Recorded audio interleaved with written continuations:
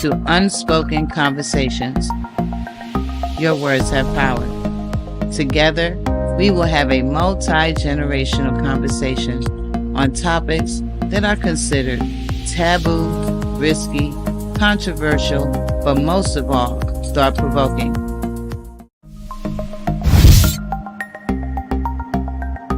Welcome to Unspoken Conversations. Your words have power. Together, we will have a multi-generational conversation on topics that are considered taboo, risky, controversial, but most of all, thought-provoking. All right. My apologies, Brandon. No, sorry. I was like, was- man, what am I doing It wrong? was my error. I had to switch my camera and they was in opposing jacks. Let me just say it like that. Yeah. And I'm like, well, what's really going on? Good evening. How's So everybody doing? wonderful. So we have 2 viewers now. Gonna give it a couple of about a minute or two. I do apologize. We were 3 minutes late because we were experiencing technical audio difficulties. Yeah, that's what happens when you're live, right? Mm-hmm. My goodness. But we worked it out. All right. Who do we have joining us so far? Yeah, I got work to do tonight. So I need to know who's out there. And what do we want? We don't, so it's not TV land. What do we call it? Social media land? I guess so. In the metaverse. Well, the metaverse. I could get with that. Yeah. Greetings, family and friends in the metaverse. Listen, y'all gonna have some work to do tonight. So I need y'all to prepare. Welcome to episode 7. As you see scrolling at the bottom of the screen. Tonight's topic is, if you see something, will you say something? Brandon, did you catch my little mini commercial? Yes, I did. You remember that show? Huh? I don't think so. So it was hosted by John Quinones. I don't know if I was supposed to check to see if it still comes on. But yeah, I loved that show. It was definitely an experiment. But I'm trying to think what kind of experiment do I want to label it. It was okay, in my opinion. It was an experiment of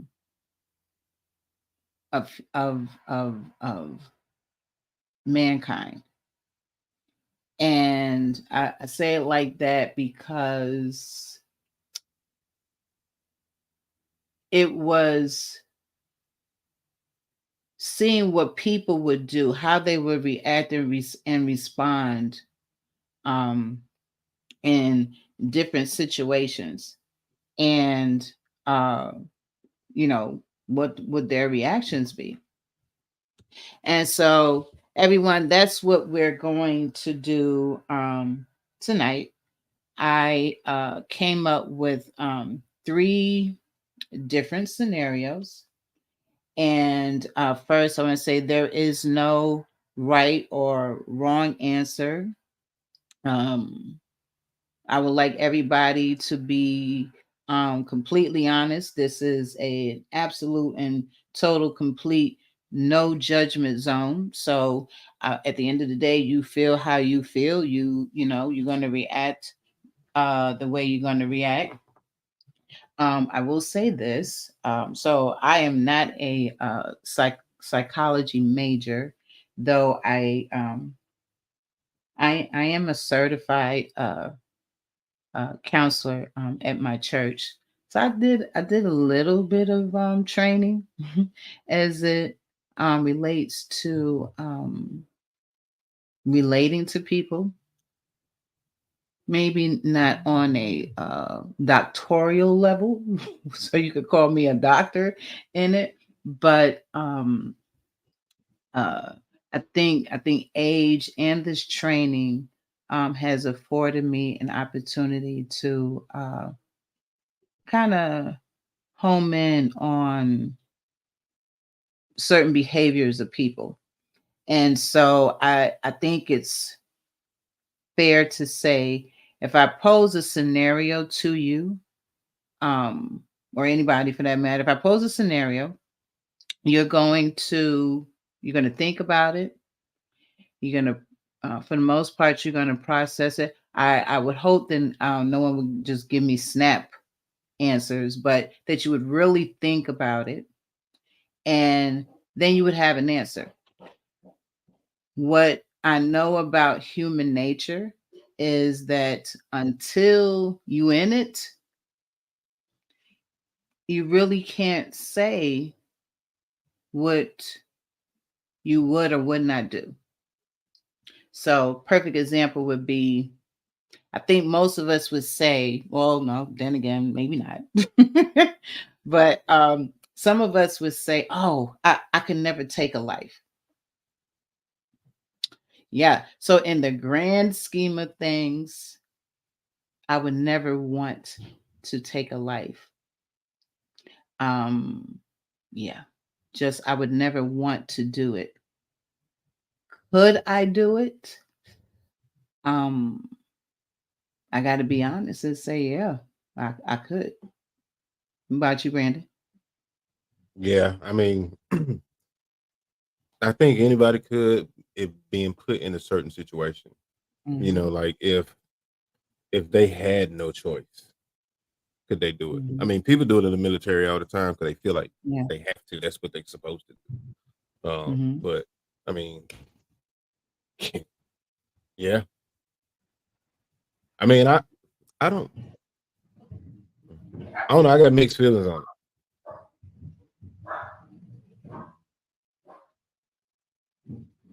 Uh-oh. I could definitely see myself doing it if Yeah. it had to come to that point. Hmm. Um, and I kind of feel like if it did have to come to that point, I probably wouldn't lose any sleep about it Mm. because I'd be that much away from emotionally, But God forbid it have to happen. But I don't think nobody really knows until they put into that situation, Right. like their fight or flight Hmm. situation. Hmm. Hmm. And so I think that's fair. I think that we are, for the most part, we're always analyzing what will we do. What would we do given the right set of circumstances? What would we do? Um, I don't think there's no absolutes. What do you mean? Like you will you cannot say I absolutely positively would not take a life. Oh yeah, no, I can't say that because I now I feel like there are some guarantees Hmm. because like I hold my family very, very dear to me.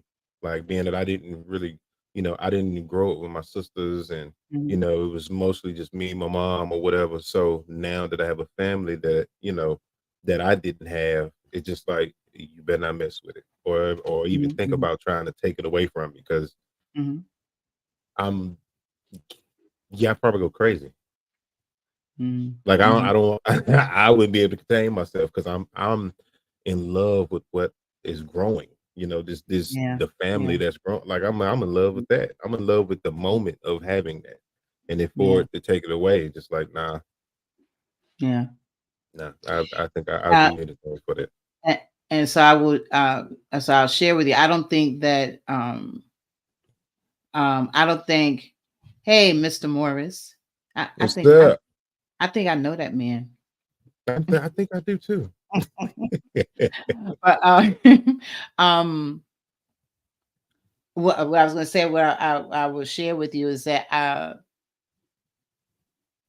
there, the longer you live, the longer you live, the your how can I your lenses they tend to change. Mhm. So, like I could say, like the lenses that I had on at 20 is definitely not the lenses that I have on in 50. The view that I had of the world in my 20s totally is not the view that I have of the world um in my 50s. And that's why I say about, there isn't no absolute. Now there are some things, I think from you know uh, a faith perspective that you can find some absolutes in, but that's on a whole nother level. It's a completely different conversation. That's not necessarily for this conversation, but I'm trying to stall a little bit so we can get more participants, because again, family, this is going to be interactive. And I just want to say, for the three people who have joined us thus far, thank you so much. I hope that you will uh engage with us, because I have an exercise that everybody is going to have to partake in. And though we could just do it with us three, it's really not, I don't feel like it's going to be effective with just three people. So for you three people who are on right now, I need you to reach out to your folks, your partners, family, whoever, and tell them come join us. I need some kids on this call, in the audience tonight, preferably middle school and high schoolers, because one of the last scenario has a lot to do with them, and I really, really want to engage that generation to see, um, what they think about this scenario, why they think, um and parents, allow your children to speak freely, and children speak freely. Your parents are open-minded, and if this is a dialogue that you and your parents ain't never had, guess what, we can help you have that conversation tonight. But yeah, y'all like, share, and subscribe. Invite two people. If three people who are on here now invite two people, we will be at what? We'll have nine. um, so yeah, I'll do that. Um, and maybe so well, next, no, maybe it's definitely probably it is definitely a lesson on my part to really engage in better exposure, I guess. So people are funny. If you tell somebody something in the beginning of the week, sometimes they don't remember. So then you kind of like try to like move it closer, tell them closer to the time that it's happening, but then they might have already scheduled something else. And so it's really like a catch on 22. There's this rule, it's called the 30, what's it called? The 90, the 90s, the 90 60 90 60 30 rule, when it comes down to advertising. So you advertise, it doesn't, I guess the 90 60 30 doesn't really matter. It's certain, let's say it's 30 days out, then 2 weeks out, then a week out, and then the day of. is like, I believe it's like the advertising rule. Uh and so I guess in that area we got to get better. I'm gonna be honest. Brandon and I both have full-time jobs. And that can be a bit of a task, but that's no excuse. We must really get be more intentional, I would say, and getting the word out about the podcast. Right, Brandon?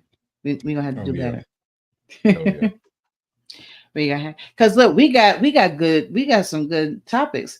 Yay, we jumping up now. We jumping up. I see five. Thank you for all five people that have joined us. Yes. So anyway, back to this experiment. So the reason why we chose this topic tonight is to attempt to gauge somewhat um, our humanity. And what I mean by that is that, Hey, mama. My mama watching. hey, Mama, thank you for joining us. Um, what I mean by that, when I say examining our humanity, uh, I think if we all be honest, uh, we can somewhat agree that unfortunately we as people, um regardless to the color of our skin, regardless to socioeconomic backgrounds, um regardless to our genders, all those things that make us different, um we we're getting further and further apart from each other, and this is causing us to, for lack of better words, kind of like disassociate ourselves from each other, meaning that we see things happen, and there are things that happen and we may not necessarily like them, but we're taking on this mindset, well, if it's not happening in my backyard, so ain't got nothing to do with me. And so we are, though we technically do not live in silos, we are starting to operate like we live in silos, like we're like independent of each other.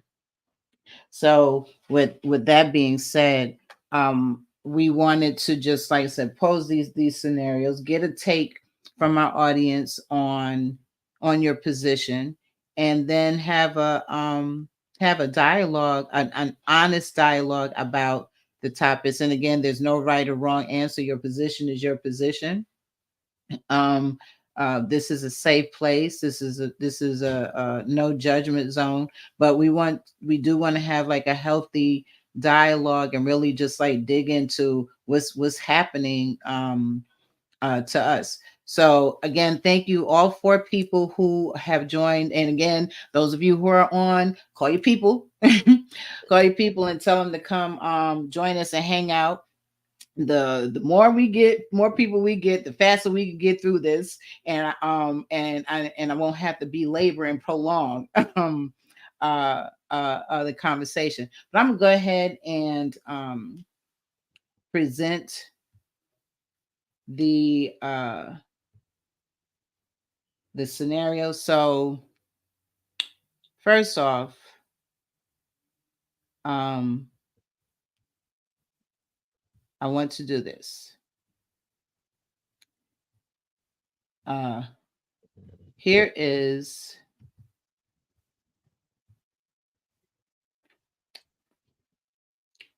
here is the scenario.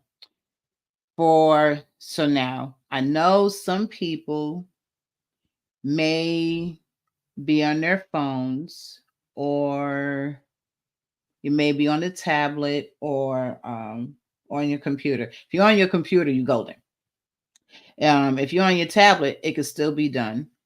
If you're on your phone, it can still be done, but it'll just be a little bit challenging, but nonetheless, it's doable. So for those who can take a picture of the QR code, then by all means, definitely do that. For those who cannot take a picture of the QR code, I'm going to share the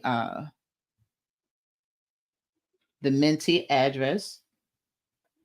So if you can go to that Menti address.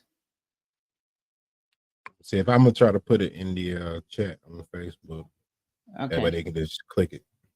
Okay. Gonna work. So actually, I think, see if I can copy it.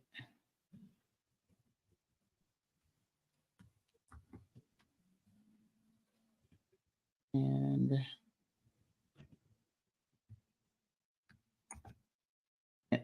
and then let me copy. So once you get into the Menti, you can go ahead and respond. Yep, there you go. Perfect. So the very first scenario says, if you saw a young mother with her infant in a grocery store, stealing baby formula and diapers, and then she left the store, what would you do? Would you tell the store manager? Would you ignore what you saw, like you just didn't see her? Or would you go outside to the parking lot and offer her further assistance? And so we're going to wait for everybody who is on to respond.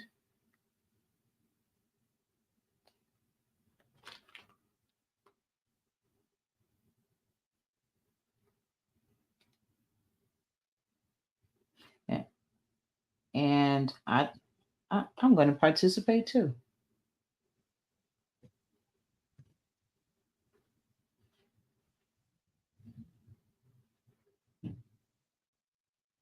So the Menti is in front of the some of the QR codes, so I don't think it's gonna. Oh, okay. So let me see. So let me take that down.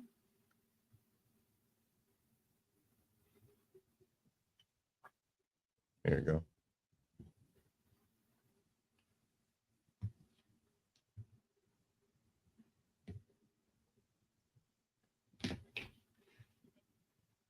My mom just responded in the comments. She said the time. I, I think I know what she means. The time we're in, it would be kind of hard. I'd rather help her, give her the money, and don't report that. Okay. Sharon, do me. Oh, so I got two people said they would offer further assistance. Yep.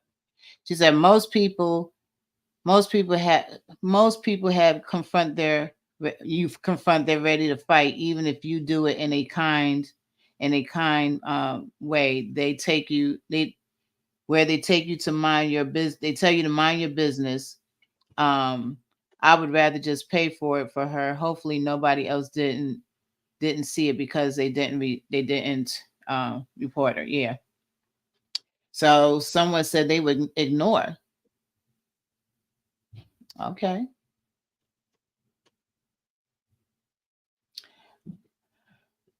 Okay, so now uh so now on this side your answers are anonymous, but if somebody would like to speak to what what prompts us to potentially ignore. So I know Sharon said you know because people crazy. No.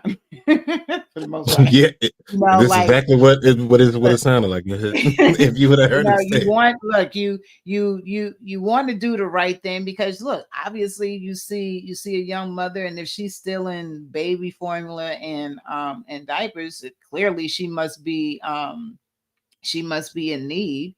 So your humanity says that you want to help her, but unfortunately, we got some nuts out here, and you might roll up on that person and be like, hey, my business. You ain't see Mhm. me do nothing. Right. So And I, then mm, yeah. Yeah, I was about to Brandon. say, and she might not even need the extra money. She probably got the money to be able to pay for it, to be honest. Like Mm, when I used to work doing asset protection, right? Um, the people that I caught stealing actually had money. mm. Like, and I mean, well, to me, it looked like they had money. Oh. You pulling off in a Mercedes Benz or G Wagon or Mm, like fancy cars, you're stealing makeup, you going to down the aisles, you stealing all these different things or whatever. Sometimes whole shopping carts. So and sometimes I'm just like, well, I'm gonna mind my business because I don't know their story. So I may be the mm, one to ignore it, to be honest. mm, And being that I've seen how people do go off when you do try to offer some help, even it's sometimes when they clearly need the help, they just don't want it, and they'll be yeah. aggressive towards you. Now you don't cause a scene, and then the store manager ends up finding out anyway. So then, guess what? Now that person's face is on video, and Hmm. police, blah blah. So sometimes it's. I think in this situation, it would be. I mean, it's cool if you want to offer further assistance, but hopefully they won't cause a scene and get in trouble anyway if they've already left the store. But Hmm. yeah. So okay, so Clifton said he would speak with her and offer to pay what he could. And see, again, that's our humanity speaking. And I think it is unfortunate, um as much as we all want to do the right thing, we're living in a time that I would say challenges you on whether you should do the right thing. I remember, oh, this happened. It was either last year or a year before last. I remember in the news there was this man. He walked up. So he saw who he thought was a homeless person. I think it was. I want to say it was in Chicago, and the person was sleeping on the street, and it was cold. Like, everybody, if anybody ever been to Chicago, uh, yeah, Chicago is not where you want to be in the wintertime unless you're a snow person. But Exactly. but he offered this person, he offered this homeless person his coat. Well, subsequently, the homeless person turned around and the homeless person stabbed him. Um, and I can't remember if he died or not, but that that in itself, a lot of people who saw that, myself included, who saw that immediately was like, I'm not gonna help no homeless person. Like, that one homeless person, or and he might not even been homeless. It just whatever is, the action in itself shut it down basically for anybody who could possibly potentially really need a helping hand. And it's that But trust level. You start to value yes, you because that start to was caught value on your camera. safety. Right. You Yes, start to he was. value your safety over checking to see if somebody can eat. It's Mm, a shame, you know what I'm saying? But it's just like the trust level nowadays is a whole lot different. mm, People have more access to everything, anything that they want. mm, mm, And they want a lot. There's a lot of things that people want now. Back in the day, they don't want too many things a person will want other than food and shelter. mm, You got mm, these materialistic things that run people's lives, and make them want to do anything for whatever that material thing is. Mhm. So now it's just like, man, listen, So I'll that help you that's if I can, but really that, just stay that away that's from me. that's funny you said, like, back in the day, the most that people want was like food or shelter. Nowadays, you still got people who need shelter because look, rent is off the charts. Hmm. Um, and everybody ain't necessarily in a position to buy. And so what you do, your humanity doesn't want to see a mother and her kids, you know, either living in the shelter or out there in the streets, living out of their car with this, whatever the case may be. And so you offer them a room. Let's just say you offer them a room in your house. And with the understanding, all right, now you only got 2 weeks. Because I'm tell you, in certain states, um, there's a 2-week rule. If you stay somewhere past 2 weeks, you become a resident, and that person can't just put you out. They got to go and have you evicted. Some states, it's a little bit longer. It's like 30 days. Some states is like 6 months, but it depends on the state. Nonetheless, you have people who are aware of these rules. They're aware of these laws, not rules, these laws. And so I know of instances where someone was being, we call them a good Samaritan. It's being a good Samaritan. They offered, a place for this person, this woman and her children to lay their head, and then the person didn't want to leave. Mm. And they ended up having to go to court and the whole nine. And then the judge had the audacity to say, well, you can't put that person out. So now you got this thing called you got squatters' rights now. What is that? Hmm.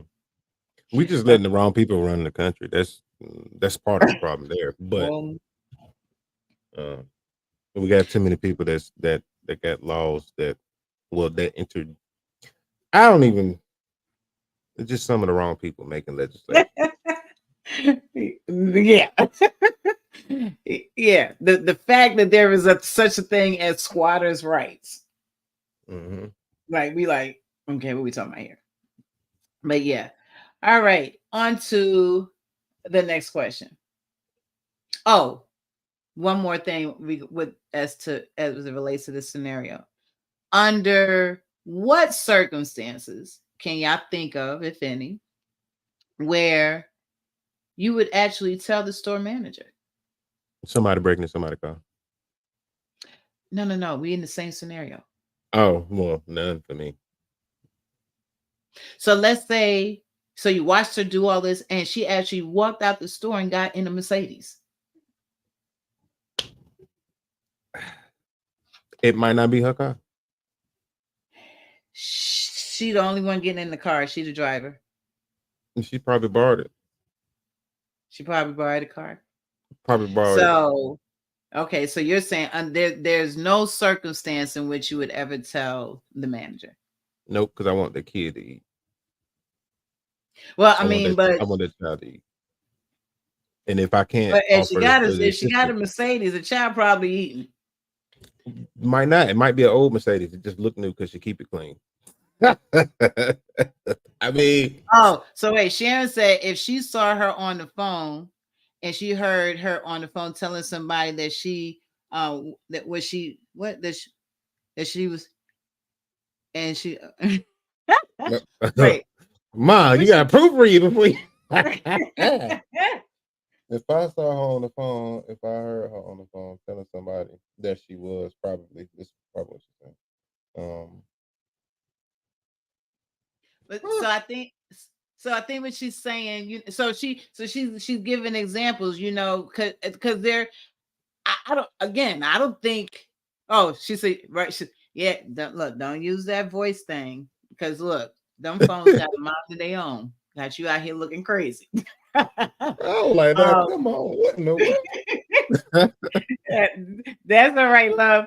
Um, but I get what you're saying. There can we say there's an absolute when you just absolutely positively would under no circumstances not tell the manager. So and based on what I think she might have been trying to get her device to say, what if you hear her on the phone talking to somebody and be like, look, they actually telling her which formula to get, which diapers to get, how to put it in her bag, how to get out the store without being seen, whatever. And do you tell the manager then? I ain't even gonna be listening that hard. Well, so look, some people just they're just ignorant like that, and they be having them on speaker. Yeah, yeah. Or You but right, but again, I mean, I don't. I mean, I don't know. I don't know. I don't know. Maybe if it wasn't baby formula in the situation, I probably would say something else. But no, she I don't said, know. and they laughing about it. Sometimes you got to laugh through the pain. Sometimes, so it might be. I don't know though. I mean, that may be an instance where you tell the manager, but I would say I would have to see that person multiple times doing it. But China Diva said, laugh out loud. It's not my rodeo. She said, I don't pay people enough attention to care what they're doing. My point is that my And friend can look, tell you right now, I can drive past something every single day. The only thing I'm focused on is the road and who beside me and who behind me and what exit I'm getting ready to get out. I'm not paying attention to the stores that I'm past. I passed by a stadium one time and didn't even know there was a stadium there because all I'm focused I on don't I is don't I my don't end I don't goal. I don't necessarily think that's a good thing. No, But like I no, mean, it just but it's to just my like point, the surroundings. I'm not worrying about that. As long as I can get to where I need to get and get there in a safe manner. Same thing when I go in the grocery store. When I go in the so grocery are store, you I'm in so and out. so so are you saying that so are you saying you're not aware of your surroundings? I ain't saying I'm not aware of my surroundings, but that wouldn't ping me. That wouldn't be something Well, that I would be alert for. You know what I'm mhm. saying? Like it's just not nothing I'm alert for So at all. Clifton said it depends. If it looks like she got money, carrying herself well, I would report right away before she even gets out the door. Eh, So I was waiting for somebody to say something about before she gets out the door. Because technically it's not stealing until you step foot out the door, right? right. Yeah, you have to pass all points of sale. So you have to But pass the registers, and then you have to actually step foot outside for it to be considered stealing. mhm. But to that point, Brandon, how do you catch a shoplifter in the store? Uh, depends on where they put it. So if we're watching, we know we're not going. For one, we're not getting. We can get the meat back if they put the meat in their pants and all this, that, and the third, but we ain't selling it. You know what I mean? We're not doing that. Now, baby formula and stuff like that. I mean, it just depends. You know, if you're So concealing it, if you have the only way that somebody can actually determine whether or not you're actually stealing before you walked out is how you're concealing that item. If you're putting it in a bag and zipping the bag up, it doesn't make sense to go to the register and then unzip and take everything back out. That doesn't make any sense. Nobody shops like that. So you know what I mean? So obviously that person has intent on leaving the store if nobody can actually see him. So, so but so Sharon said, what if it was them stealing from you? well, if they steal it from me, I'm gonna deal with it. And at that point, I'm the manager. You know what I mean? So, Mhm. but I'm not about to go stop what I'm doing. Go try to find a store. You know how hard it is to find a store manager nowadays. But I'm not about to go and try to find a store manager and be like, "Hey, this person over here stealing." By the time I find that store manager, that person is gone. You know what I mean? If they have Uh, people in these stores anyway, that's supposed to be watching people do this. And if they're Mm-hmm. not doing their job, that's on them. At the end, people, these stores got insurance on everything that they have in their store, no matter what. No matter what, I'm talking about down to the bubble gum on the by the registers whenever you get ready to leave out. Mm-hmm. So, Mm. yeah, it may take away from somebody who actually need it that come to that store like, man, I'm trying to buy some baby formula, but I can't because somebody just stole it. Yeah, it does take away from that, but Mm-hmm. you might can go to another store and grab it. I mean, it's CVS is right next door to Walmart. Walgreens right next door to Walmart. You can, it's free for all, really. So you getting too specific. No, Okay. I'm because I used to Look. work in asset protection, so I seen all of it. Like as far as stealing, especially baby formula, I've seen Mm-hmm. people steal baby formula. I ain't, Mm-hmm. man, nope, not doing it. My baby might need some formula. I might not have She the money said one day. but Sharon said true, but what if it was your store? And I'm sorry before China also said at the end of the day, God is watching. Nothing we do is hidden. You reap what you sow, and that's a fact. Yeah, that is a Yeah. fact. That is an absolute fact. Now, if it was my store, for one, I would already have a program for people to be able to come get baby formula, so I wouldn't give them an incentive to have to come steal it in the first place. My store Mm-hmm. would actually have a sense of humanity in it. So, Mm. some, Good answer. Good answer. thank you. All right. Look, see, Walmart could take a Walmart could take a page out of your humanitarian book. Well, Clifton says if I she put merchandise in her purse or backpack, etc., not in a shopping cart. Okay. okay. And so then that so at that so you then you're telling on her, you're telling the manager. Nope, I'm still not. Sharon said, yeah, yeah, yeah. She That she hear you talking. All gonna right. call me afterwards and be like, for real, Brandon. All right. Next scenario. So you are a waitress in a restaurant. A man enters with a very young girl who appears unkept, afraid, and disoriented. Do you alert the authorities or do you act like you don't notice anything unusual? Or do you ask probing questions? All right, let's see. So I'm going to respond to.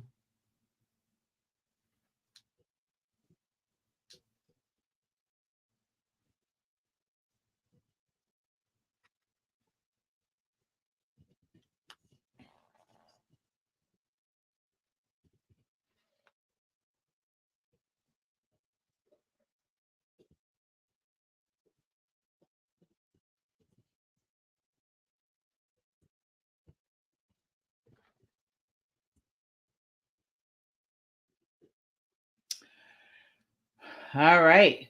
Well, looks like everybody who responded. So far, two people responded. Okay, I got one alert authorities. Okay.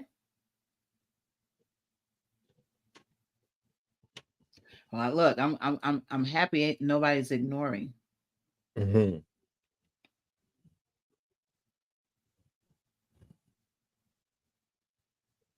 All right. So alerting authorities immediately. Um, oh, I got two alerting authorities immediately. All right. So let's talk about that. Now, um again, there's no right or wrong answer.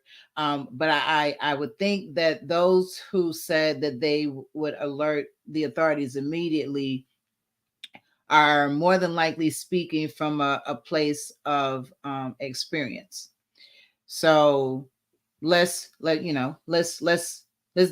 that. I would tell you that um based my line of work,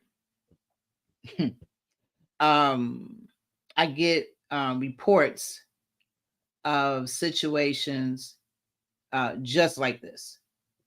But in the reporting, the reporting at 95% of the time is so vague, um that they don't really leave me room, to make a decision, to act further.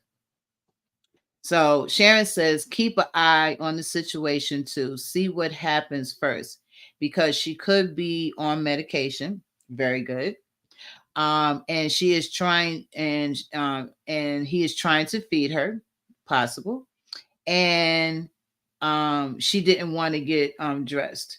I like that, Sharon. Maybe he picked her up off of the street.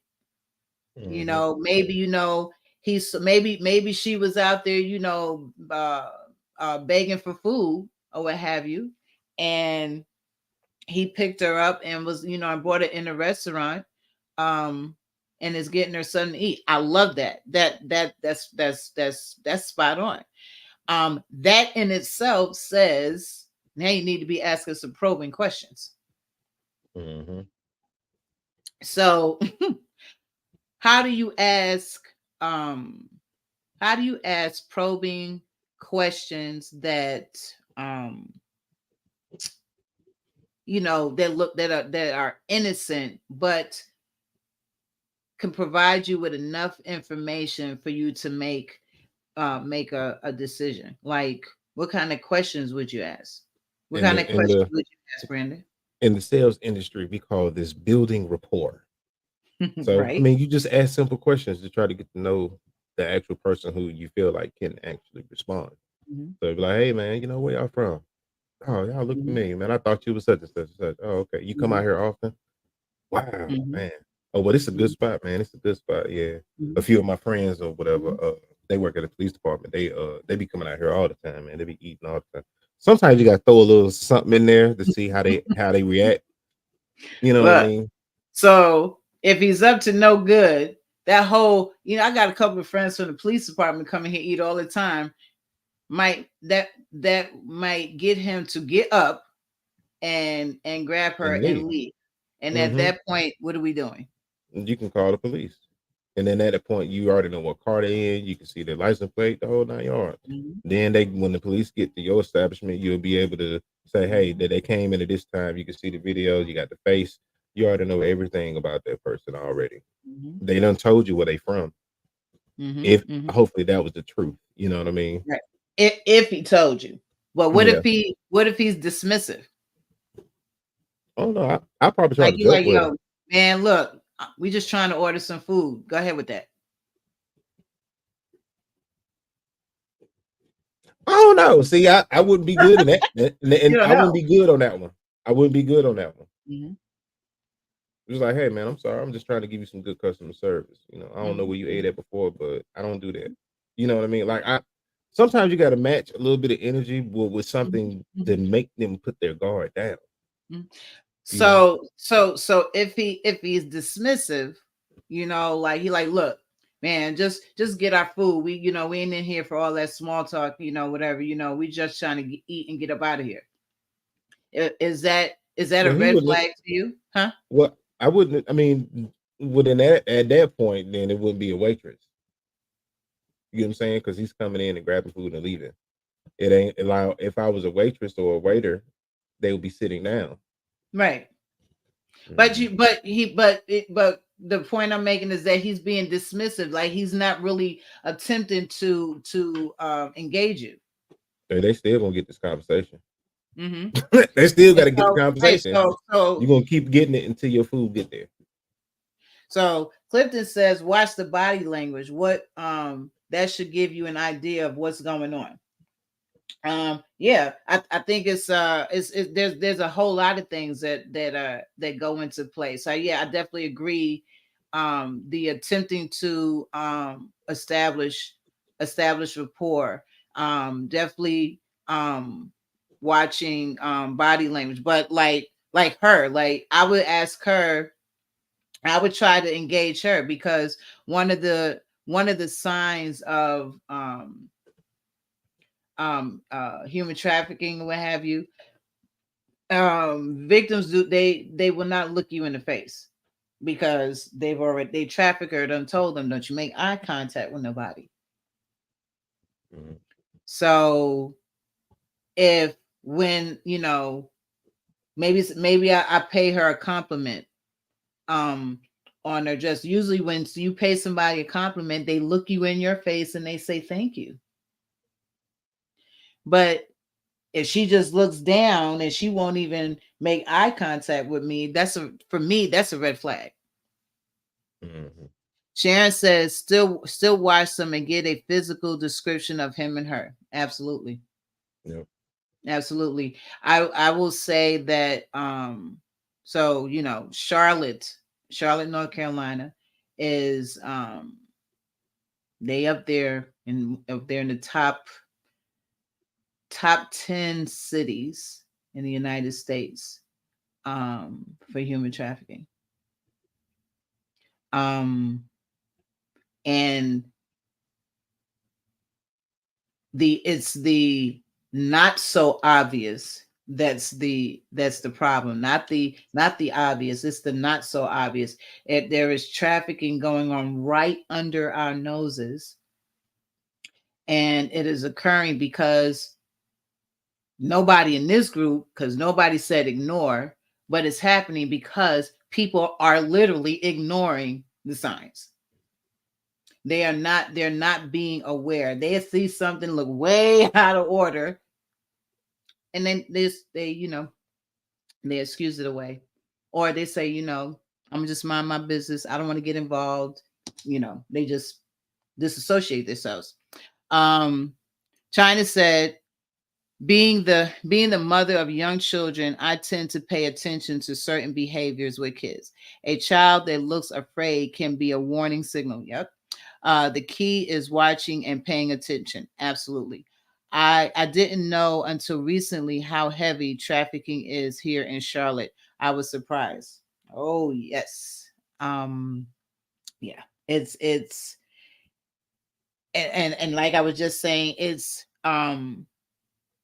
there's so much of it happening literally under our nose. Like we just there are things that are happening that we're just like oblivious, that we have become, we have become so numb to certain things. We've grown accustomed to seeing certain things that we start to not question certain things because we start to perceive them as being normal. And so that's what makes it so easy for a lot of the traffickers to do what they do right literally underneath our noses. Think about listen guys, think about the number of Amber Alerts that we get. The I didn't get an Amber Alert today for the state of North Carolina. And so I say the state of North Carolina because we done got Amber Alerts from the other side of the state. I didn't get an Amber Alert for the state of North Carolina today. Do we dare think that there was no kidnapping in the state of North Carolina today? Mhm. I assure you, some child went missing today in the state of North Carolina. At least one. Problem is that there are certain parameters and laws on the books. So everything is not always the 24-hour or the 48-hour rule. A lot of our children that are missing, if they label them as a runaway, they don't get an Amber Alert. Nope.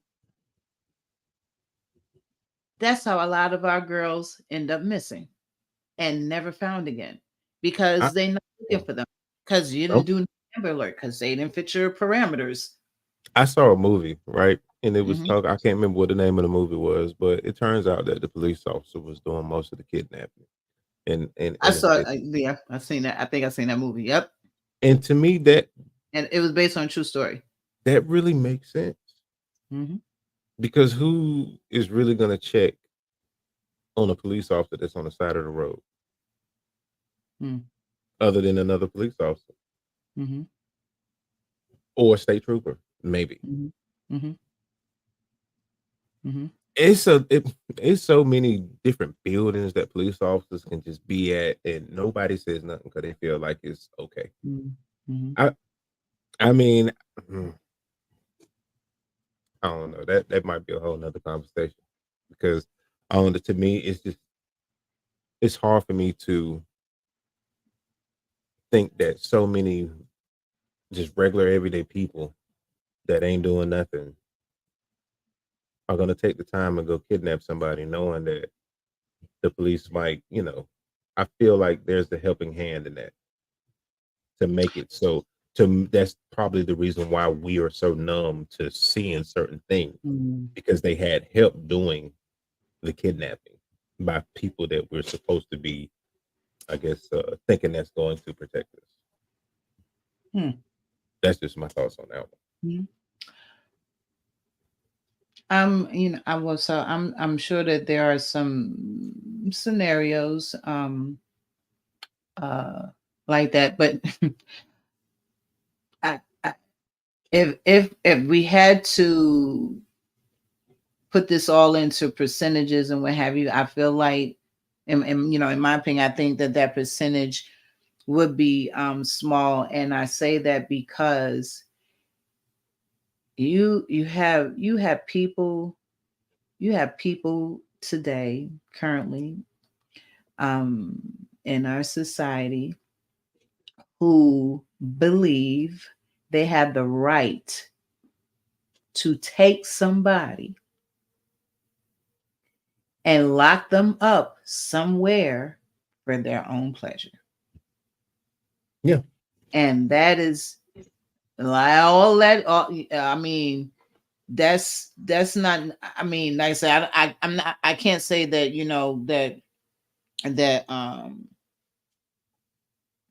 some people don't have the help of police. I really do think that that percentage is extremely small, and especially in conjunction to the number of people who have taken people and had held them for years and years and years because they thought it was a right to do so. Mm. Case in point, little crazy man, the crazy Hispanic man in Ohio that had them three girls for years. Jesus made children, made what? Made one what? No, he made one. The one girl, I think she had one child from the other one, the one that was the oldest. Um, when she would get pregnant, he would make her lose it. But that fool, I can't even think. He was Hispanic. Was the last name Castro? Yeah, his last name was Castro. He dead now. He died in prison. Mm. He didn't even get to serve no real time before he died. But he took them three girls just because. And it's like, and it's a whole bunch of cases like that. Um I will say true human traffickers, um they are actually, they're a little bit more careful than we think. The more experienced ones are truly careful. The less experienced ones, they sloppy. Those are the ones that tend to get caught. The Mm. ones that are part of a much bigger organization, those we not catching them. And when I say it That's why is I it's feel like a that's why. bigger organization. Oh, now when you talking about on a grand scale, a big organization, like Yeah, that's look, why I feel. That's because you got to think oh, about this thing. Like it's so many nooks and crannies mm-hmm, just in a highway mm-hmm, that only certain people know about. mm-hmm, Only certain people are able to go without nobody paying attention. mm-hmm. But see, but It, what you're talking about individual, I'm talking about on an enterprise level. that's what We like. talking about. I'm talking about countries. And so when you get to that level, when you talk about countries, yeah, you do have some governments that are compliant, Mhm. and contribute to it. But this, but for the purpose of this, this exercise, we looking at it, on a much lower scale. And yes, um, I love what Sharon said, that it very well could be a truly innocent situation where somebody just feeding somebody, some young girl that they found on the street or what have you, and they just giving her a meal. And so I love that she said that, because like I said, based on my job, I know people who have truly jumped to the wrong conclusions and sent me reports, and now I got to sit there and like dissect it and be like, yeah, no. But on the flip side, again, you do have to pay attention. And I like what China says. She's, this is what mothers do. We tend to, so those of us who are good mothers, we pay attention to not only our kids but other people's kids. Because I think we mostly do that because we know the standard we set for our children. And when you see some other kids right acting outside of that, you immediately draw attention to the why that child acting like that. So yeah, I think mothers, we have a heightened sense of awareness when it comes to situations like that. And then women as a whole, we pay attention to details. So a woman, we're going to pick up on the fact if she got dirt under her nails, if She she probably just does don't take not, a bath. if she doesn't have on a bra, um Mm. is her hair, is her hair matted, You been to Family Dollar lately? you yes, I I'm, have. you don't see that quite often in Family Dollar? Oh, well, no, not in my family, not in my neck of the Pajama. Okay, well, about to Oh, say well, no. pajamas, So, bonnets, yeah, dirty but nails. she by herself, and so yeah. So, but then I again, be seeing back them to what we with just people said, like that. back to what we just said. You got to pay attention because everybody walking around going to the store in their pajamas. So to the point that nobody's paying attention, that looks normal. But again, there's Just other said exactly, not Family Dollar. right, China. But Hey, I'm speaking there's always facts. going to be other mitigating factors. But yeah, the mere fact that all these like a lot of our teenage girls, they go back and forth to the store, Walmart, and every place in pajamas. You like, Or in and the so summertime, and you got a whole pullover on. I don't understand that. That alarms me more than all right, anything else. The we summertime pullover. Why? I know you well, mothers. so sometimes them girls is hiding a pregnancy. I'm That's a talking whole about the nother. guys. Well, I'm Oh, talking about the huh? guys at this point. Yeah, it be Haven't. Well, no, they be young I don't boys know. out here in the summertime with pullovers on. And I asked one of them, I said, "Man, you ain't hot." He was like, "Nah, man, I'm actually cooler." I'm like, "Really?" I went to the house. I tried to do that myself. Burnt up. No, instant sweat. I can't. No, no. So I don't know what they. I don't know what that's all about. I have no idea. Okay. All right. So here's our last scenario. And I asked, look, so I sent out multiple feelers for people to join and bring their middle schoolers and high school students so that they could engage us. Tasha, I have the issue with talking to strangers, and it's hard not to see something. I don't know how you have an issue with talking to strangers with in light of your job, but okay. Um, uh, so this scenario, so Brandon and I, we got into a really heated kind of discussion about this subject, and yeah, I really want to hear not only from the parents in the room, but I also want to hear if you have teenagers, middle schoolers, high school students. I really want to hear from them in this particular scenario. So the question is, if you see teenagers fighting, do you break it up or do you walk away? So I'm gonna go ahead and respond. Now I will say this for those who I probably should have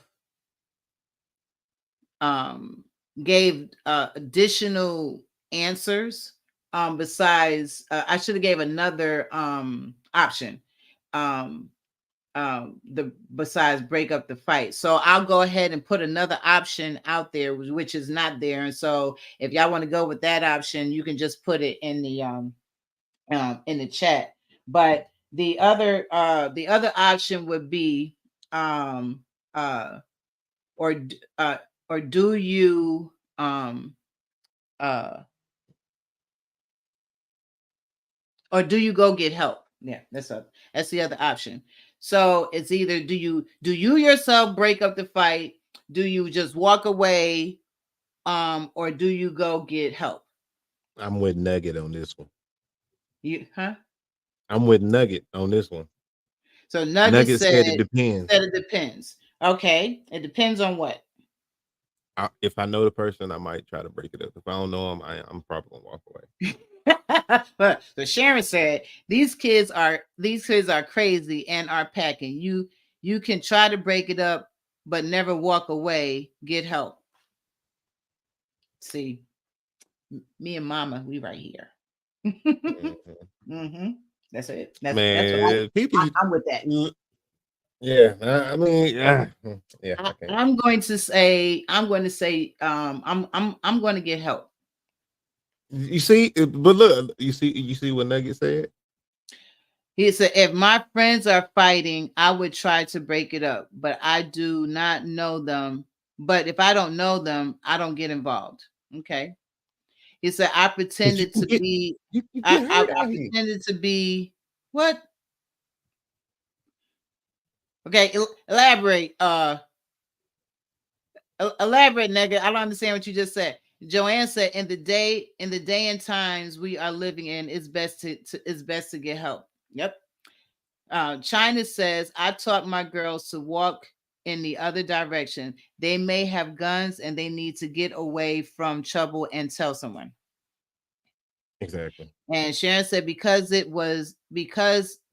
it was my child, I want someone to help them. I don't need no Amen. help. No, I'm just playing. Amen. No, Amen. I Amen. get that. I get that point. I get that point too. But Mm-hmm. people are crazy. Mm-hmm.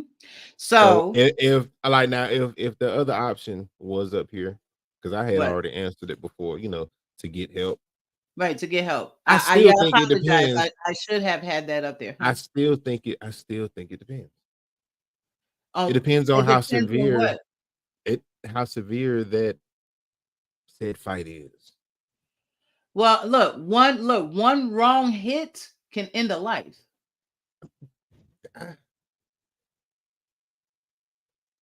I, but sending help is then gonna What? But if you go get at that help, point they did then. yeah. But if you go get help in the midst of the fight, you might can if help comes quickly enough, then you might can save a life. What's the That average child can response time slip. That child for can help? slip and bump their head and hit their head just right, and they out of here. They gone. A person can do that walking in the grocery store. What? But for this particular scenario, if you see kids fighting, do you just walk away and be like, look, my name is Bennett, I ain't in it, Yep. or do you go get help? So Clifton said, today's society, you walk away. I'm telling you, So man. These kids got so again, Clifton. So switches. look, let me put it in the chat. The other option is, do you go get help?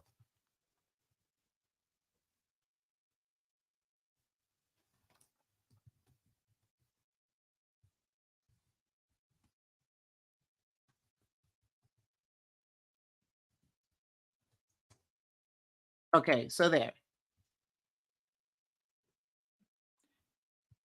Do you go get help or do you just, like I said, act like your name is Bennett and you ain't in it? For me, and until I hear some gunshots, then I'm okay. But So hopefully, it won't get to that. Tasha said, I pretended to be a DT on the one train, and I saw a girl about to get jumped. It worked until the next train stopped, and she got off.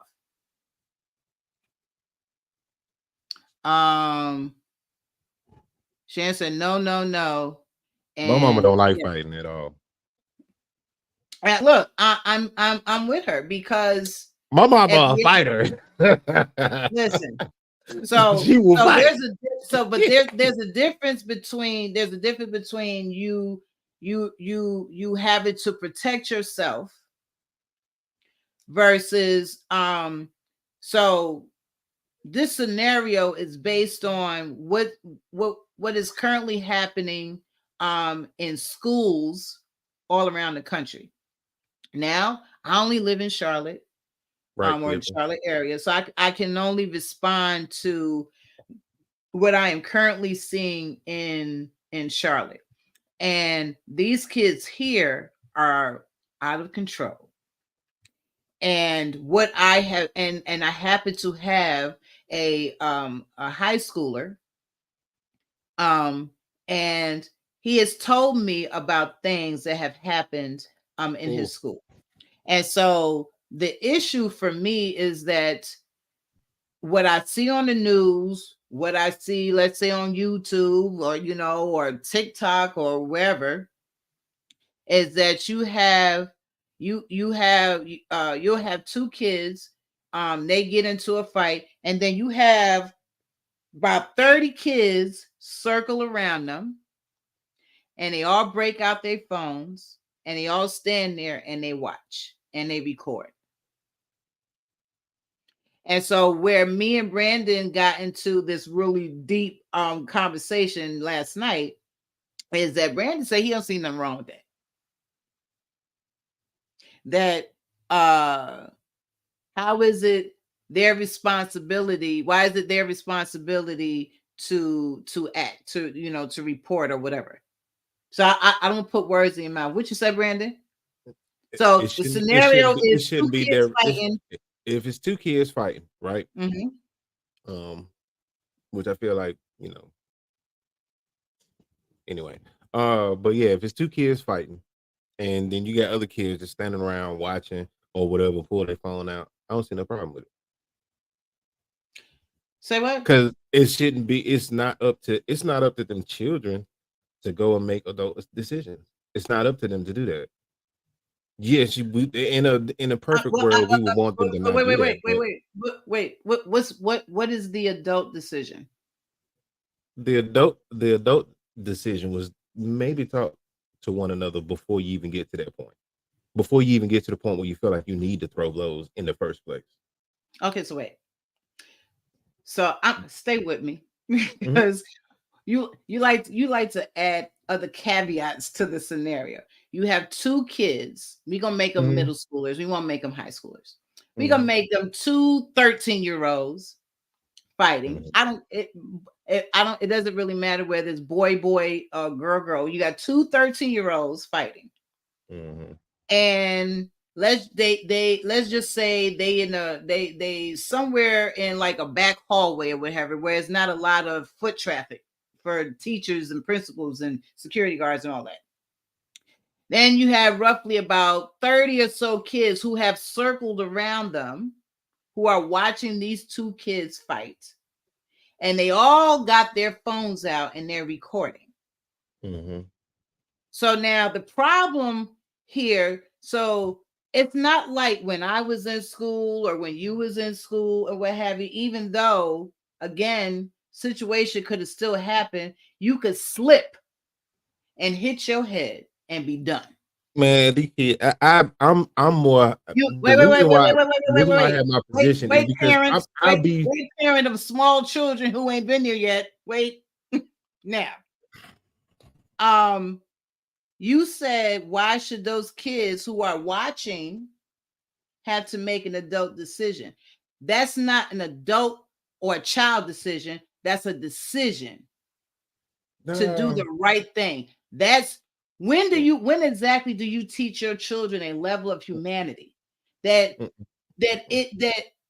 it's so because we can't hold a child to that standard at all. Period. What We can standard? want to. You didn't even when you teach the child a standard, but when you teach a child a standard, we can want to.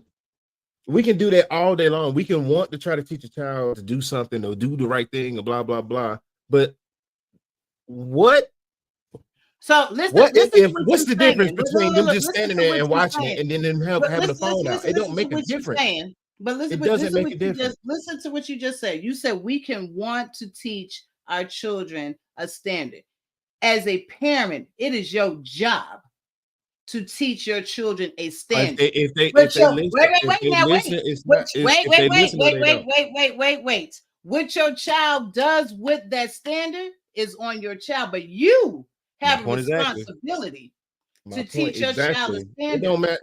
Look. And if you do not teach your child no standard, then yes, they run around here doing whatever because they don't have no standards. They don't have no morals. It don't matter what you say to. Listen, if a child is going to do what a child is going to do, no matter what it don't matter. No, because it does not matter what we teach our kids. Look, family, y'all help me with this argument.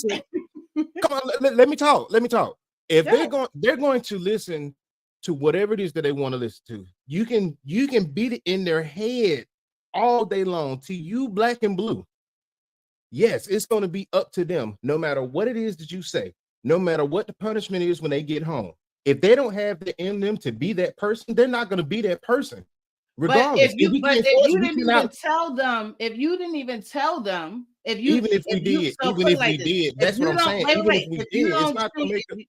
If you don't teach your children, if you do not teach your children right from wrong, where do they learn it at?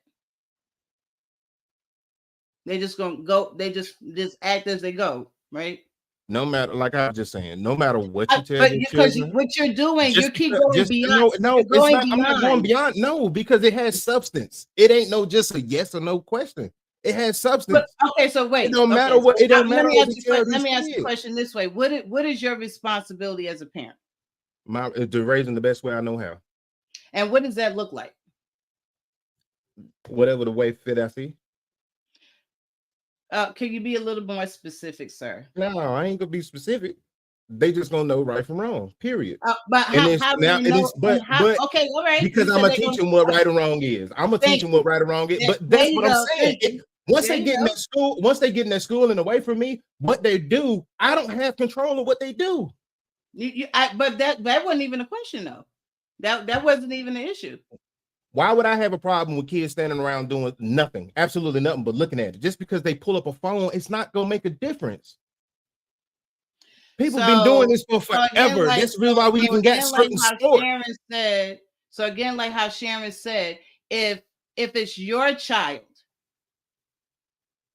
and somebody had an opportunity to go and get help, but instead 30 kids stood there and videoed and watched your child have a fight with another child. Now, granted, he was fighting, he was holding his own, but something happened. What are teachers at? Because again, I'm not blaming these kids. I did not say. I didn't say that we wasn't putting blame on anybody. We're not putting blame on anybody. What I'm saying is, because I also said, let's say they're in a part of the school that does not have a lot of foot traffic. So teachers and security and all that are not always back and forth because the kids know where to go in the halls in the school building. So these 30 again, kids, don't know what you're saying. So your child is fighting. Your child is fighting, and hey, let's say he's holding his own, but something happens. He slips and he hits his head. But had one of them 30 kids who was standing there videoing, had put their phone down instead of video and went and got a teacher or a security guard or what have you, your child might have still been here. All right. So look, for one, if there's gonna be 30 kids around, It's more than them 30 kids that know. It's Mm-hmm. more than them 30 kids that know. Somebody already done told the teacher. Are you certain of It ain't that? it ain't no best kept secret. Are you certain of that? I can guarantee it. That I you done said speculating with you no, with I'm the not evidence. That's speculating. No, because speculation. look at my high school, we Mm-hmm. had white people versus Mexicans. We knew what time it was gonna happen, when it was gonna happen. Mm-hmm. The teachers even came to us and said they knew what was gonna happen. Every situation is completely different. Just Yeah, so because guess them what? kids And pulling if up their my phone ain't child gonna was make a one difference. of It's the those same as them Mexicans or standing there one of them, watching it. if my child was one of them Mexicans or one of those white kids, and my child ended up dying because a teacher knew, and some kids, and so kids knew, and somebody apparently told the teacher, but the fact that a teacher said they knew and did nothing, oh yes, the teacher get held accountable too. But you giving me extra pieces to the scenario. When really we're just focusing on, we're just really trying to focus on our kids, because you're what I'm talking about, right? That teachers, adults, period, play a role. But children, if you don't never give your children, if you don't never give kids no guidance or what have you, then they just acting, they just doing whatever. Now, We can't say granted, that. yes, you teach your children, you're supposed to teach your children right from wrong. And once they step foot outside your door, yeah, they doing whatever. But I sleep better knowing that I did my part, and I taught my children right from wrong. I gave them a set of standards. I gave them a moral compass. I gave them the necessary tool to go out there and navigate. Now, if you go out there in the world, you act a fool, you will never have the opportunity to say, I didn't tell you. You will But see, never have the opportunity to nobody's say saying that I didn't so, provide you but with. nobody is saying that they're not giving guidance to their kids. It's just if 30 kids is standing around filming, what Yeah, difference is it so gonna what make I other told than them my watching? grandson, I told both my grandsons that is not all right. I don't care what other kids are doing. We better never catch no video footage in your phone of nothing happening. If you see something happening in your school, before you video of anything, you better have gone and told somebody. So here's a question: why on earth are those kids video? Why is that happening? Why are they doing that? Now, you said something last night that I thought gave merit. You said that in not in your generation. I guess you were saying that it was my generation, but in my generation, you said we had camcorders, and World Star. we would video stuff, and we would sell it to World Star, and then that evolved into TMZ, and so all of that rolled and evolved to today, where everybody got phones and their video. So now, but bottom line, you are right in that it started somewhere. It absolutely started somewhere, and it has evolved to where we are today, where you have, and it's not just kids who do this. You have people who will break out their phones and just stand there and start video, and they render no aid. And so rendering aid doesn't mean that you jump in and you break up. Rendering aid is you call 911. But everybody is saying, well, I'm not going to call 911. Maybe the next person do it. So everybody's sitting there in this circle. Well, I'm not going to do it. Maybe the next person do it. And everybody's under the mindset that somebody else did it.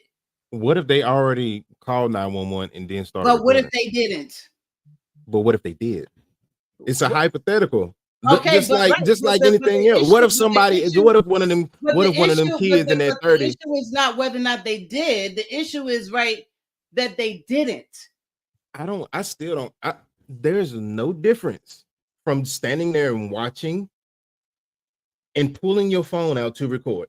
Absolutely no difference. The only thing that makes a difference is now your phone is evidence. Right, but so how do you stand there and watch? Like, what are you watching for? For entertainment? Some people like it. Some people think that's entertainment. Literally. We have a whole But class that's of why. That's why. boxing, Look, but that's why you and have they made it boxing matches. organized. Okay, go if you And then they like got boxing, then UFC. go They pay and got watch bare some knuckle. boxing. They got bare knuckle fighting, and they also got backyard brawls. I'm sorry. What did you People just actually say? watch that. What did you just say? They have backyard brawls. They What you also say have before bare that? knuckle boxing, That's boxing, not what we, that's not what UFC. we're talking about. That's not what we're talking about. We're not You talking still about talking? You talk organized. We're not talking about organized people fighting. fighting is people fighting. People gonna So fight. Tasha said there was a case in New York when a Hispanic boy was being bullied by several black kids in school. While in class, staff present did not gain control of the situation. A Hispanic boy brought a weapon too. China says it never occurs to me to pull out my phone to record drama. I have to. I have too much more important stuff to do. We are in the era where recording can be evidence needed. Yes.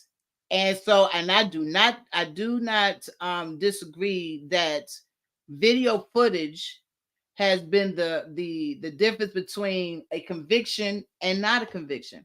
I'm totally not saying that. I'm struggling with the herd mentality of people gathering around to film somebody's demise. So Clifton says, regardless, we can teach them everything, show them everything the right way. We can't control our children when they are away. This very well may be true. That's Again, a fact. as a parent and as a grandparent, I am 100% aware that still does not negate my responsibility as a parent. And this is not about teaching them right or wrong. The issue is, again, humanity. What in your humanity causes you to stand around and film somebody being assaulted, or two people assaulting each other, and you are right with that? You so numb to it that you're not even remotely fazed by it. Oh, this is good video footage. I'm gonna go see who willing to buy it. How much money can I get for this footage? Because ultimately, the only reason why you're recording is because you want to see how much money somebody willing to pay you off of your footage. Can't say that. And therein lies the lack of humanity that so many of us have. Can't say that. And I can say that. I can say that because that absolutely does happen. But that ain't true for everybody. Well, there's nothing that's absolutely true for every single person. Everybody has their motives, but I assure you, again, 30 kids videoing a fight. 30 kids, teenagers. What are you doing that for? Where's the educational value in that? They don't know. They don't know. They don't care. It's entertainment purposes. And then but why? Yes. So again, why are your children entertained by that?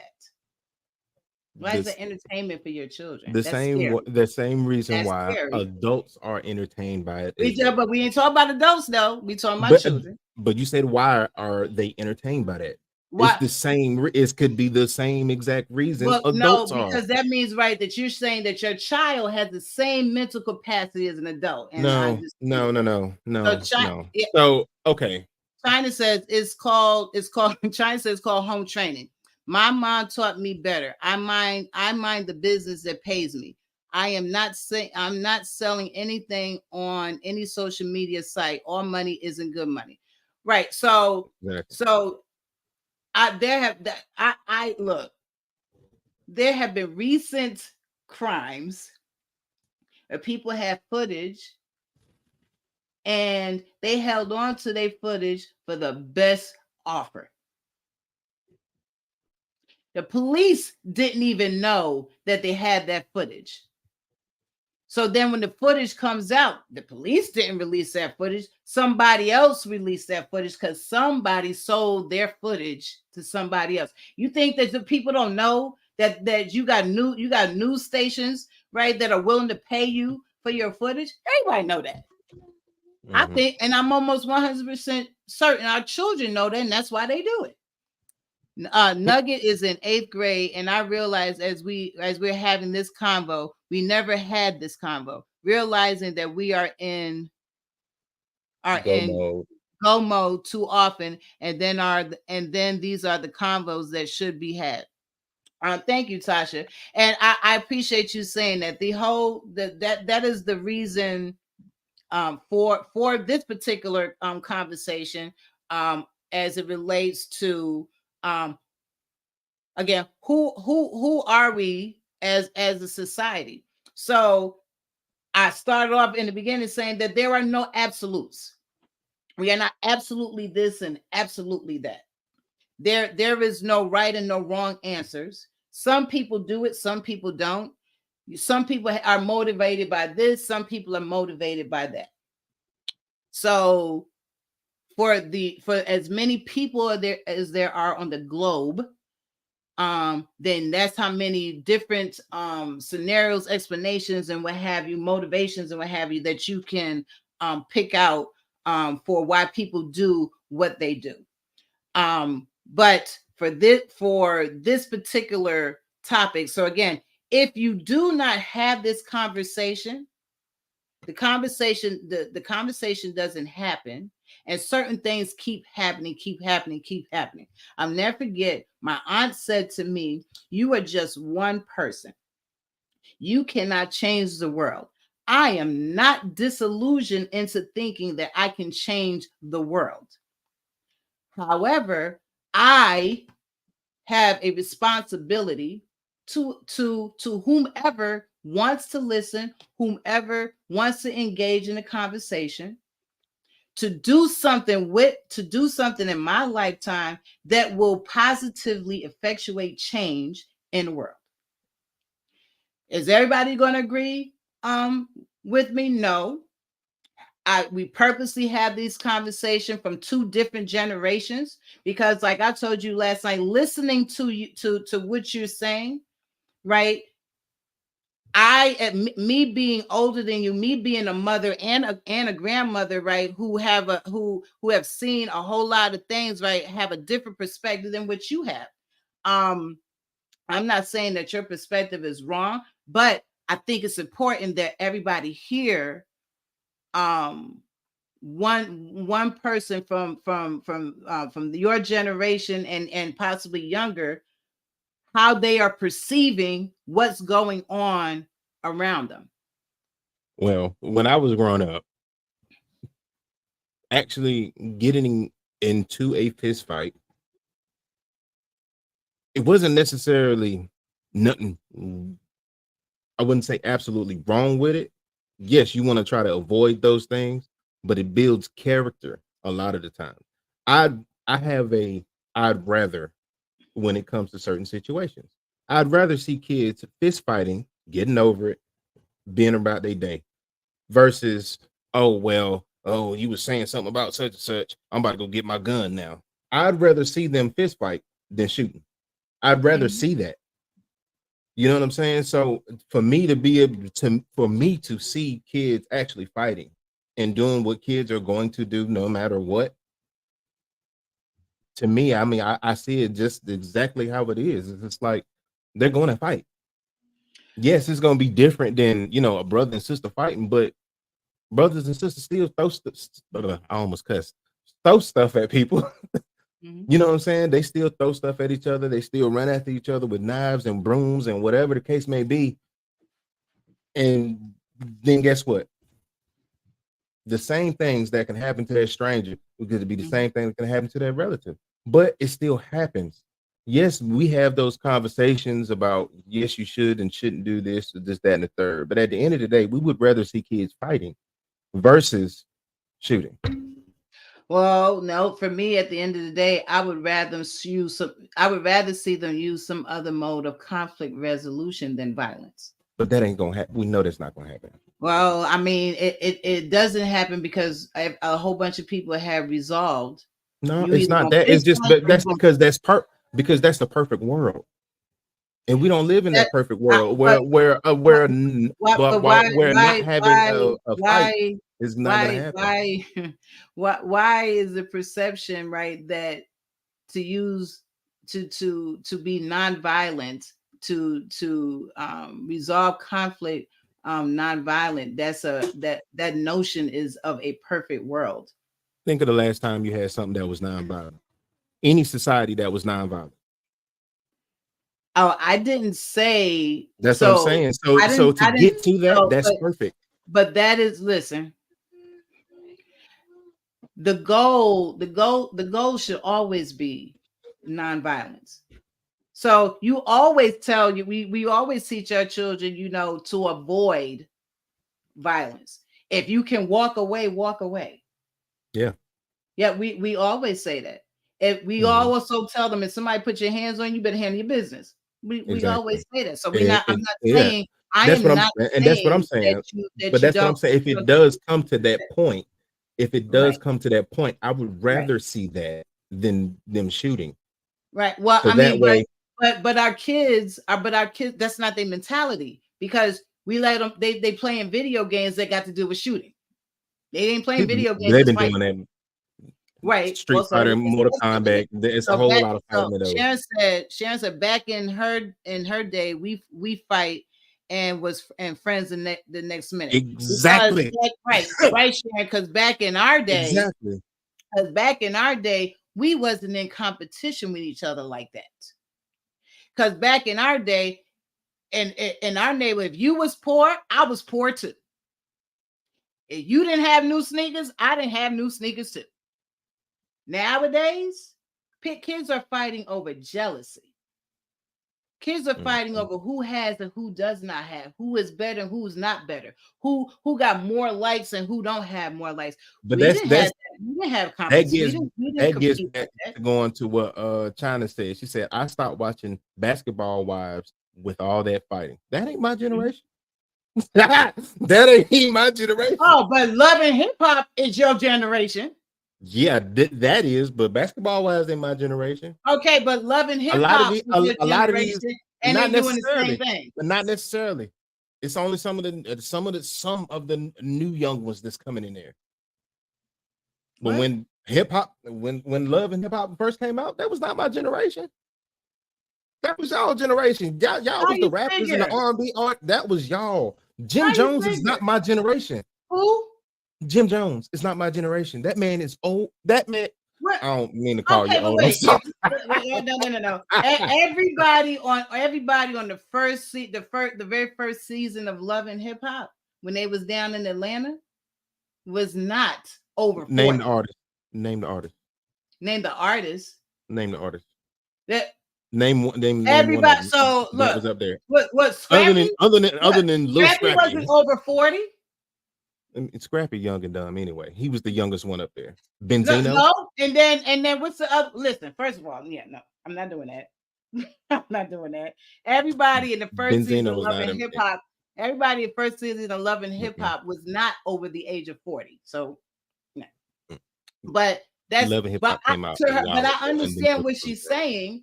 But regardless whether it's Love and Hip Hop, or it's Basketball Wives, or it's all the doggone housewives, we're not talking about what makes money on TV.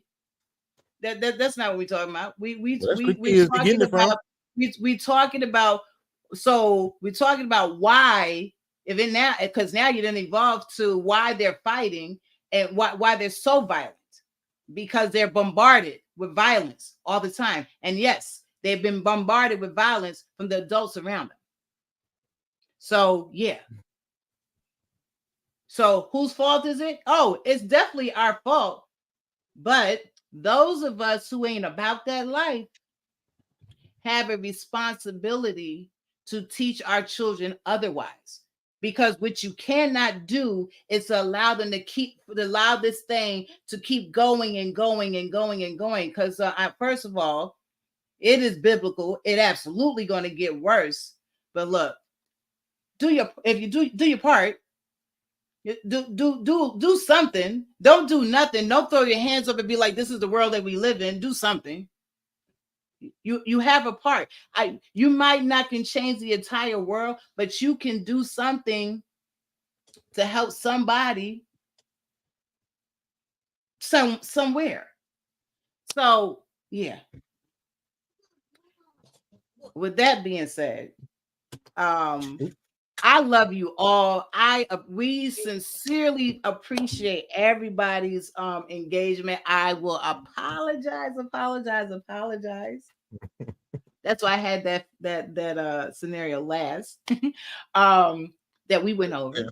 Harlem But baller. uh Boom. look, what We you say? fly so high. You know this. Listen, but look, that's the beauty of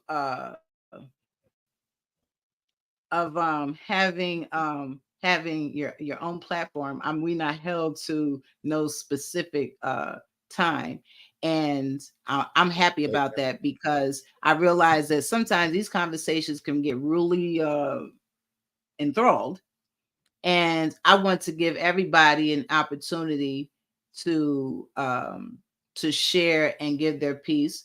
Let me also apologize if Brandon and I we got a little carried away, because it is absolutely not our goal to first of all, I love him, he loves me, so we're it's not an argument, and um scripture says iron sharpens iron. So as we go back and forth with this thing, right, I'm hearing him and he's hearing me, and there's nothing lost in the conversation because we both walk away with something to think about. And so we're hoping that our audience walks away with something to think about. I said over a year ago, I don't profess to be an authority on nothing, but there are things that I am passionate about. And I'm passionate about people. I'm passionate about what is happening to us as a people and our children. And it ain't just Black people. I'm passionate about people, period. The color of your skin is irrelevant to me. I'm passionate about people. And so just that I just happen to live in the Black community, and my immediate people just happen to be Black, and so I know more about the Black experience than I do about anybody else's experience. So but I sincerely appreciate everybody again engage Tasha engaging us in this conversation. Yes, Benzino was old as dirt. Yeah. But I appreciate everybody engaging us in this conversation. Sharon, thank you so much. I'm telling you, she Um, gonna call me as soon as we get off. Boy, look. I wish she could get here so she could put you over her knee and whoop you. But anyway, I'm ready for her to be here though. That might be what's going. She probably warming up the car right now. Well, let me don't drive up there to Charlotte. I can see her now. Come here, let me talk to you. But she said, "Yup." She was like, "Yup." Let me talk to you. Who the hell no? But no. But this is healthy.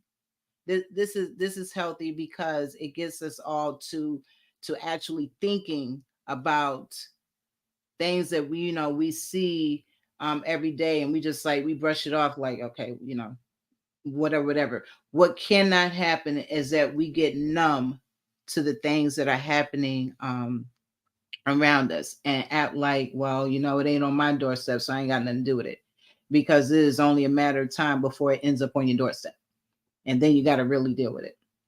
So that's what this conversation was about and for. And again, thank you very much for humoring us in our debate. Thank you everyone for your comments. Me real quick, Tasha, so Benzino is a pioneer for hip hop culture. Okay, whatever, Benzino. It is the drill. It's the drill, rap, and rapid going gang. So what? Oh, it's the drill, rap, and rapid gang activity that these kids see. China said passionate conversation is welcome. Thank you, China. Um, Nugget knows now my stance and the expectations we have on him. He says he understands now. This topic helped to have a good convo, y'all. Thank you. Real talk. Oh, I appreciate that. I'm so happy. Thank you. Thank you, Nugget. Right. Nugget, maybe one day I'll have you on camera so you can share your perspective from your generation. Because you are technically you are Generation Z. Mm. Brandon is Generation Y millennials, and I'm Generation X. And yeah, we this is a multi-generational conversation. So maybe we'll find a topic that you could come and just hang out with us and just share. Because I know you ain't shy. You talking like your mama. And Sharon, again, thank you. Thank you, Clifton Morris, that happens to be my husband. Thank Mhm. you for It's not your okay. thank you for your comments and what have you. So we will be back in 2 weeks. Uh Tell your friends and family. Everybody invite two guests. If everybody invites two guests, then we will have what, 15 people in the room. I can't see how. I think it's five. But our next topic will be on gentrification. Mhm. Yeah, and we will have a guest, a special guest, who will give us his perspective on on this topic and how it impacts us. And it is not just so some people will find gentrification to be a good thing, and some people will not. I think it can be a good thing depending on how it's rolled out and who it affects. Unfortunately, as people of color, we fall on the side where it impacts us negatively. But again, I would like for us to have a broader conversation and get better understandings of what it is and the role that we play in it. You know, what can we do? Um, uh, Whether it just be in our own little communities or on a grander scale. But nonetheless, it's a conversation that is worth having. So again, thank you all very much for coming out. Be safe, be warm, because it's cold here.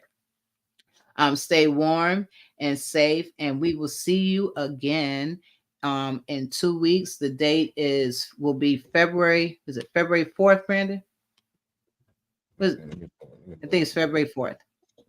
It will be the same bat channel via Facebook Yep. or YouTube.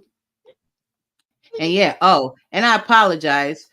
I was supposed to have put the number up there so that you could call in, but there would have been a lot of stuff scrolling across the screen, and I think the Minty was enough. But we do have a number where you can actually call in and engage us live on the air in conversation. So that will be back for our next episode. So be on the lookout for that information. And yeah, that's it. Sir, any closing remarks before I let you go so you can get your whooping? Let the kid fight. No, I'm just playing. No, no.